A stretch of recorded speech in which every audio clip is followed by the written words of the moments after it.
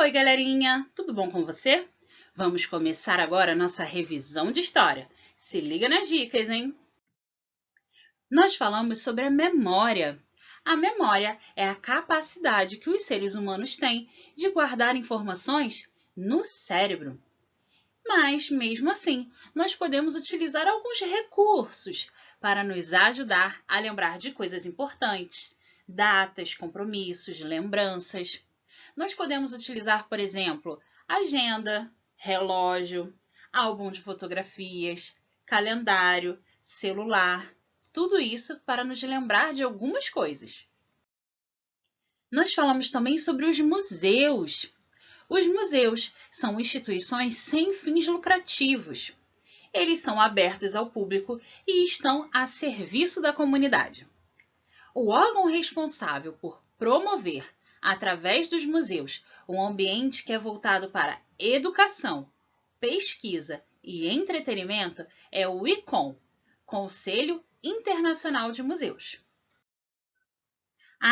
E os museus também são responsáveis por adquirir, conservar, comunicar e exibir o patrimônio tangível e intangível. Bora lembrar um pouquinho o que é isso? O patrimônio tangível também é chamado de patrimônio material. São objetos materiais, como obras de arte, móveis, prédios e muitas outras coisas. E o patrimônio intangível é aquele que nós chamamos também de patrimônio imaterial. São os saberes, as celebrações, os costumes, as tradições, festas populares. São coisas que eu não consigo pegar com as mãos. Nós falamos também sobre os arquivos. Os arquivos também são lugares de memória. Eles podem ser físicos, quando eu tenho caixas, pastas ou livros com documentos, ou eles podem ser virtuais, quando estão somente na internet. No Arquivo Histórico Nacional ou Municipal, nós podemos encontrar alguns tipos de arquivos. Por exemplo, mapas, testamentos, livros de batismo, livros de casamento, censos populacionais. Mas no arquivo histórico eu não consigo encontrar documentos pessoais das pessoas. Nós falamos do centro histórico. Toda cidade tem um bairro central. Nas cidades grandes podem ter mais de um desses bairros central. Então nós dizemos que são pequenos centros. Mas nas cidades pequenas só tem um centro. E geralmente é o bairro mais antigo, que nós chamamos de centro histórico. No centro histórico existem monumentos, prédios antigos, casas de época, museus, praças, igrejas. Nós falamos também sobre o centro histórico. Toda cidade tem um bairro central.